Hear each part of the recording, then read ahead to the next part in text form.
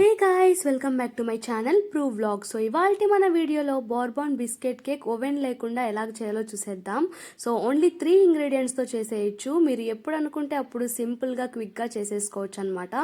So దానికోసం ముందుగా ఒక ప్లేట్ తీసుకొని అందులో 3 ప్యాకెట్స్ ఆఫ్ బోర్బాన్ బిస్కెట్స్ని తీసేసుకోండి. ఒక ప్యాకెట్లో 15 బిస్కెట్స్ వరకు వచ్చాయి. సో నేనైతే టోటల్ 3 బిస్కెట్ ప్యాకెట్ తీసుకున్నాను. అందులో 45 బిస్కెట్స్ ఉన్నాయి. సో బిస్కెట్స్ని ఈ విధంగా క్రష్ చేసేసుకొని ఒక మిక్సీ జార్లో వేసేసుకొని ఫైన్ పౌడర్ గా బ్లెండ్ చేసేసుకోవాలి. సో ఈ బిస్కెట్ పౌడర్ ని 2 పార్ట్స్ గా డివైడ్ చేసుకుందాం. ఫస్ట్ పార్ట్ వచ్చేసి కేక్ పైన క్రీమ్ గా వేయడం కోసం. సో దానికోసం ఒక చిన్న స్టీల్ బౌల్లో 3 టేబుల్ స్పూన్స్ వరకు బిస్కెట్ పౌడర్ తీసుకొని అందులో 1 టేబుల్ స్పూన్ వరకు షుగర్ పౌడర్ ని వేసుకోండి. సో ఈ రెండింటిని బాగా మిక్స్ చేసుకున్న తర్వాత ఆల్రెడీ కాంచి చల్లారి పెట్టుకున్న పాలని 8 to 9 టేబుల్ స్పూన్స్ వరకు వేసుకొని బాగా మిక్స్ చేసుకోండి. సో ఉండలు లేకుండా బాగా కలుపుకోవాలన్నమాట. సో ఈ విధంగా థిక్ కన్సిస్టెన్సీ వచ్చేసేయాలి. సో ఇప్పుడైతే స్టవ్ పైన కడాయి తీసుకొని అందులో సగానికి వాటర్ పోసుకొని బాగా మరిగిన తర్వాత ముందుగా రెడీ చేసి పెట్టుకున్న క్రీమ్ బ్యాటర్ బౌల్ ని దీనిపైన ప్లేస్ చేసుకొని షుగర్ మెల్ట్ అయ్యే వరకు బాగా కలుపుకొని ఇలా థిక్ కన్సిస్టెన్సీ వచ్చాక స్టవ్ ఆఫ్ చేసేసి పక్కన పెట్టేసుకోండి. నెక్స్ట్ అయితే ఒక పెద్ద బౌల్లో రిమైనింగ్ బిస్కెట్ పౌడర్ ని తీసుకొని అందులో 1 టేబుల్ స్పూన్ వరకు baking powder and pinch of baking soda కూడా వేసేసుకోండి. సో ఈ మూడింటిని బాగా మిక్స్ చేసేసుకోవాలి.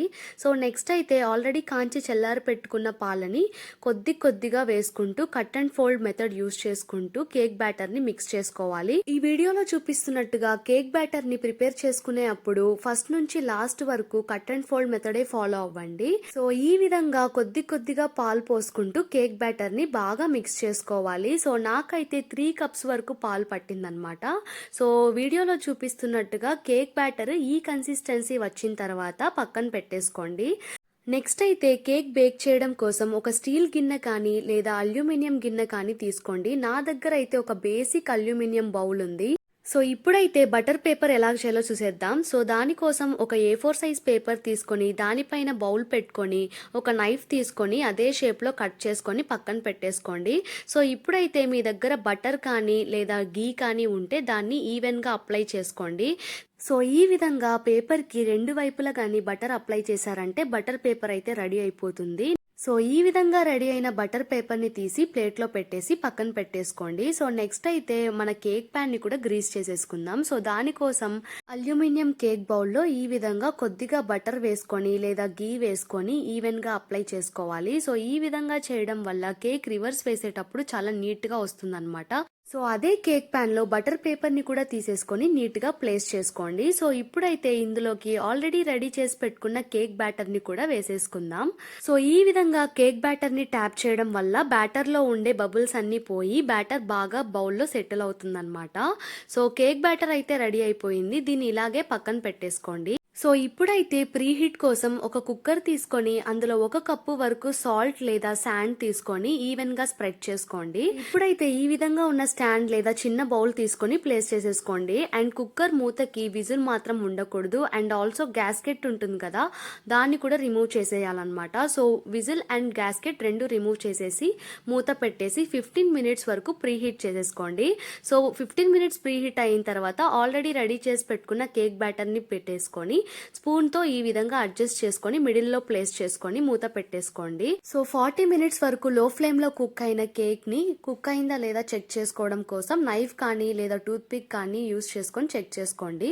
సో నా కేక్ అయితే 40 మినిట్స్ లో రెడీ అయిపోయింది. సో రెడీ అయిపోయిన తర్వాత 5 మినిట్స్ వరకు అలాగే ఉంచేసేయండి.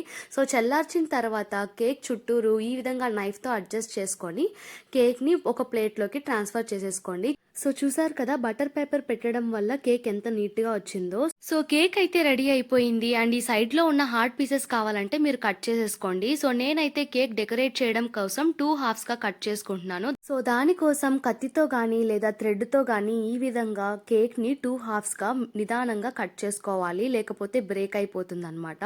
సో నేనైతే 2 హాఫ్స్ గా కట్ చేసుకున్నాను. సో ఫస్ట్ హాఫ్ పైన ఏంటంటే ఆల్రెడీ మనం రెడీ చేసి పెట్టుకున్న క్రీమ్ ని వేసుకొని ఈ విధంగా స్ప్రెడ్ చేసుకున్నాను. సో మీరు ఈ స్టెప్ కావాలంటే స్కిప్ చేసుకోవచ్చు. ఇప్పుడైతే ఇంకో హాఫ్ కేక్ ని కూడా కేక్ పైన ప్లేస్ చేసుకొని మిగిలిన క్రీమ్ ని కూడా ఈ విధంగా ఈవెన్ గా స్ప్రెడ్ చేసుకుంటూ కేక్ ని నీట్ గా డెకరేట్ చేసుకోండి. సో మీకు ఈ క్రీమ్ స్టెప్ కావాలంటే కూడా స్కిప్ చేసేసుకోండి. నేనైతే కేక్ ఇంకా కలర్‌ఫుల్‌గా ఉండడం కోసం నా దగ్గర ఉన్న కలర్డ్ బాల్స్‌ని యూజ్ చేసుకొని ఈ విధంగా స్ప్రింకిల్ చేసేసుకుంటున్నాను. సో దట్ కేక్ ఇంకా చాలా అందంగా కనిపిస్తుంది. అండ్ ఆల్సో నా దగ్గర ఉన్న చెర్రీస్‌తో కేక్‌ని ఈ విధంగా డెకరేట్ చేసేస్తున్నాను.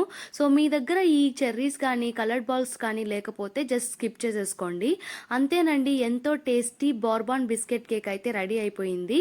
సో మీరు కూడా ఈ క్రిస్మస్‌కి లేదా న్యూ ఇయర్‌కి ఆర్ ఎనీ అకేషన్‌కి సింపుల్‌గా ఓన్లీ 3 ఇంగ్రీడియెంట్స్‌తోనే ఓవెన్ లేకుండా కుక్కర్‌లోనే ఈజీగా కేక్ చేసేసుకొని ఎంజాయ్ చేయండి.